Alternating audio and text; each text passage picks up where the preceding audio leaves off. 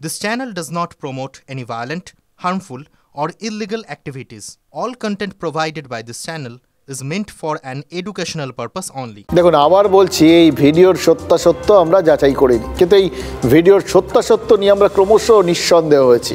প্রথম কারণটা বললাম, দ্বিতীয় কারণটা হচ্ছে তৃণমূল নেতারা প্রেস কনফারেন্স করে যে ভিডিওটা দেখালেন সেই একই ভিডিও কিছুক্ষণ পর রাজ্য পুলিশ দেখিয়েছে। রাজ্য পুলিশের দুই শীর্ষ আধিকারিক এডিজি আইন শৃঙ্খলা মনোজ ভার্মা আর এডিজি দক্ষিণবঙ্গ সুপ্রতিম সরকার যে সাংবাদিক সম্মেলন করেছেন সেখানেও এই দুটো ভিডিওর উল্লেখ রয়েছে এবং এই দুটো ভিডিওর ফুটেজ পেন ড্রাইভে করে সংবাদ মাধ্যমকে দিয়ে দেওয়া হয়েছে।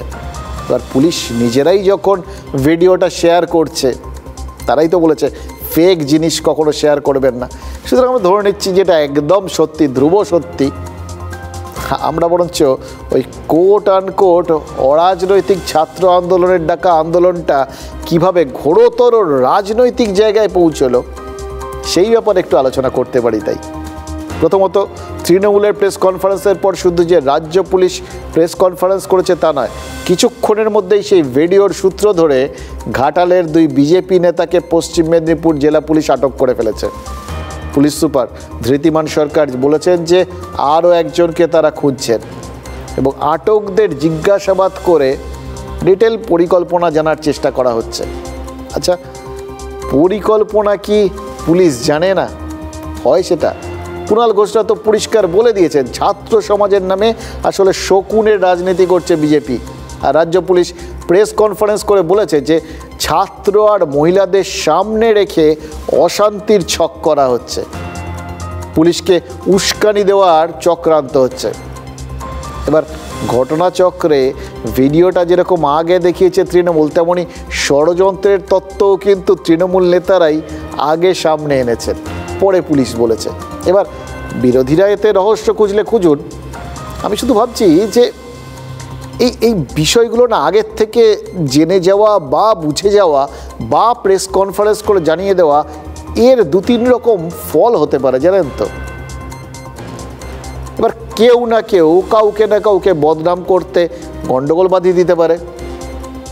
এবার যদি গন্ডগোলটা বাঁধে তাহলে সরকার পক্ষ কি বলবে সেটা তো পরিষ্কার ছিল। তারা বলবেন আমরা আগেই বলে দিয়েছিলাম, পুলিশও বলবে আমরা জানতাম, চেষ্টা করেছিলাম কিন্তু হয়নি।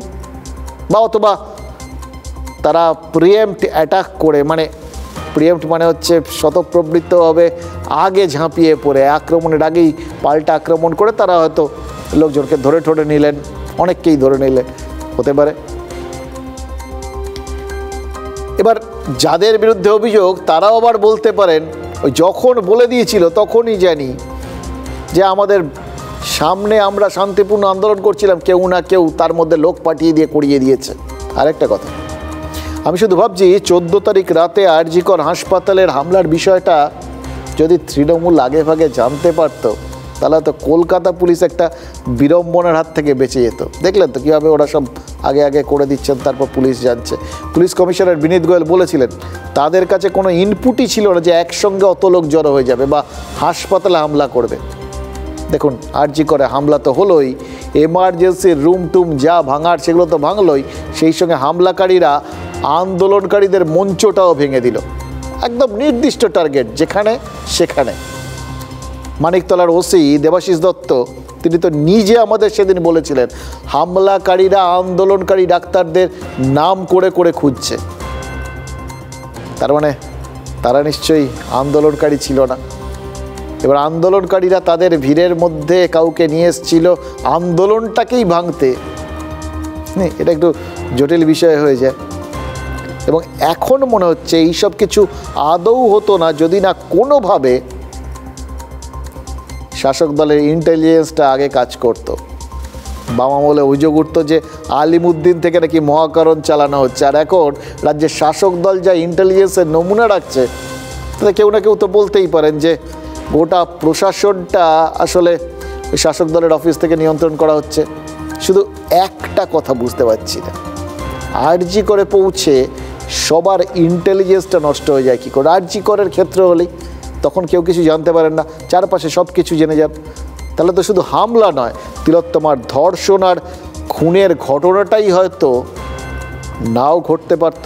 সো ফার মানে এখনো অবধি আমাদের কাছে কোনো অর্গানাইজেশন পারমিশনের জন্য এই যে প্রোগ্রাম হবে তার পারমিশনের জন্য এখনো অবধি কেউ অ্যাপ্লাই করেনি। অবশ্যই আমরা অনুমতি নিয়েছি, আমাদের কাছে মেল আছে পুলিশের কাছে, আপনারা ফোন করে জেনে নিতে পারেন। আমাদের কাছে ভার্বালি প্রথমে আমরা অনুমতি নিয়েছিলাম।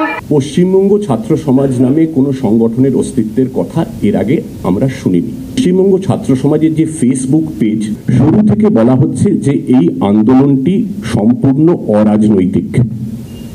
কাদের ফলো করা হয় পশ্চিমবঙ্গ ছাত্র সমাজে আপনারা দেখতে পাচ্ছেন। এটা সম্পূর্ণভাবে অরাজনৈতিক একটি ডাক, এর সাথে কোনো রাজনৈতিক দলের, কোনো রাজনৈতিক নেতৃত্বর কোনো প্রত্যক্ষ এবং পরোক্ষভাবে সম্পর্ক নেই। রাজনীতির ঊর্ধ্বে উঠে এই ডাক সমাজের নেপথ্যে যারা আছেন তারা হয়তো ঘটনাস্থলে থাকবেন না, কিন্তু উস্কানিমূলক প্ররোচনামূলক বক্তব্য চলছে, উস্কানিমূলক মন্তব্য করছেন, হিংসায় উস্কানি দিচ্ছেন কালকের আন্দোলনে, তাদের আমরা চিহ্নিত করার চেষ্টা করছি এবং প্রয়োজনীয় আইনি ব্যবস্থা নেওয়া হবে। নবান্ন ঘেরাওয়ের যে ডাক, সেটা বিজেপি ডাকেনি, বিজেপি সমর্থন দিয়েছে। তাই আগে থেকে কুণালবাবু নিজেকে সেফ সাইড করে নিতে চাইছেন। হ্যাঁ, গুলি চলবে, নকল পুলিশ দিয়ে গুলি চালানো হবে, এগুলো আপনি জানলেন কোথা থেকে? মানে এইটাই কালকে হয়তো তৃণমূল করবে, সেই কারণে আজকে আমাদের মানে বিজেপির ঘাড়ে এটাকে চাপিয়ে দিয়ে সে নিজেকে পাশ কাটিয়ে চলে যাওয়ার চেষ্টা করছে।